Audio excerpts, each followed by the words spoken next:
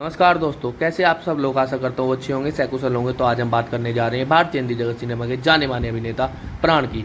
आशा करता हूँ आप शुरू से आखिर तक जुड़े रहेंगे और चैनल को लाइक शेयर और सब्सक्राइब करना नहीं भूलेंगे। तो बात करते हैं शुरुआती दौर से। प्राण का जन्म 12 फरवरी 1920 को लाहौर में एक धनी पंजाबी हिंदू परिवार में हुआ था, लेकिन उनका पालन पोषण दिल्ली के बल्लीमारान में हुआ है।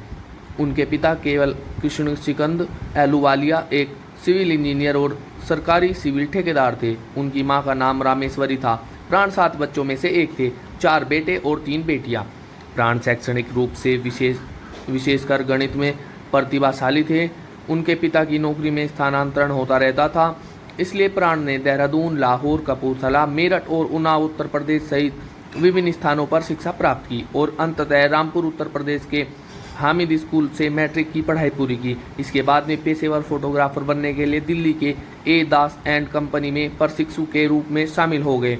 उन्होंने शिमला की यात्रा की और रामलीला के एक स्थानीय मंचन में सीता की भूमिका निभाई। इस नाटक में मदनपुरी ने राम की भूमिका निभाई।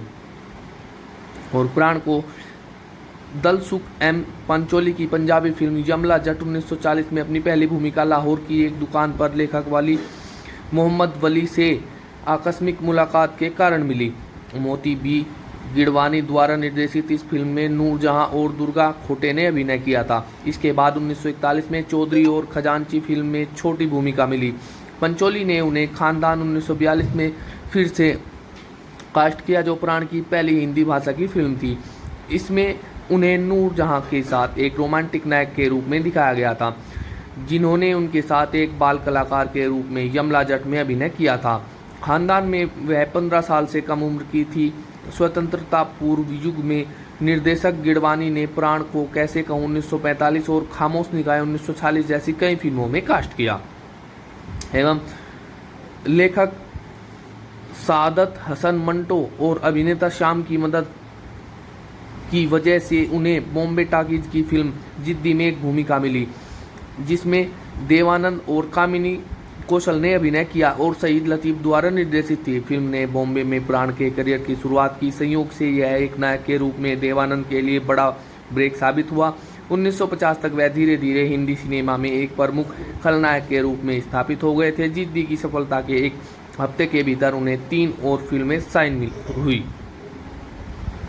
और नकारात्मक किरदार के रूप में प्राण के अभिनय को विशेष रूप से दिलीप कुमार अभिनीत आज़ाद 1955, देवदास 1955, मधुमती 1958, दिल दिया दर्द लिया 1966, राम और श्याम 1967 और आदमी 1968 जैसी फिल्मों में सहारा गया। और देवानंद की मुख्य भूमिका वाली फिल्में जैसे जिद्दी 1948, मुनीम जी 1955, अमरदीप 1958, जब प्यार किसी से होता है 1961 और राज कपूर के साथ आहा 1953, चोरी चोरी 1956, जागते रहो 1956, छलिया 1960, जिस देश में गंगा बहती है 1960 और दिल ही तो है 1963 में काम किया।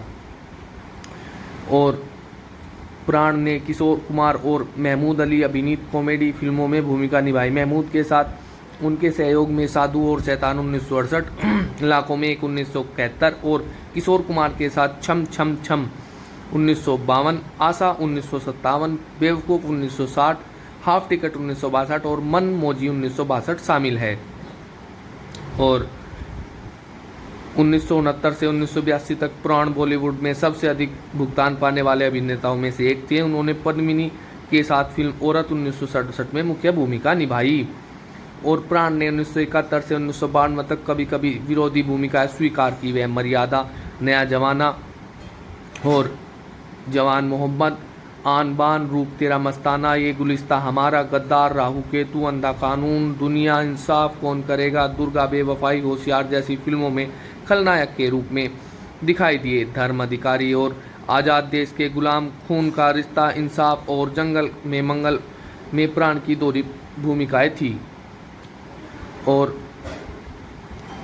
उनका इलाज लीलावती अस्पताल में हुआ। 12 जुलाई 2013 को उनकी मृत्यु हो गई और पिछले कुछ महीनों में बिगड़ती सेहत के कारण उन्हें कई बार अस्पताल में भर्ती कराया गया था। एक समय वे निमोनिया से जूझ रहे थे।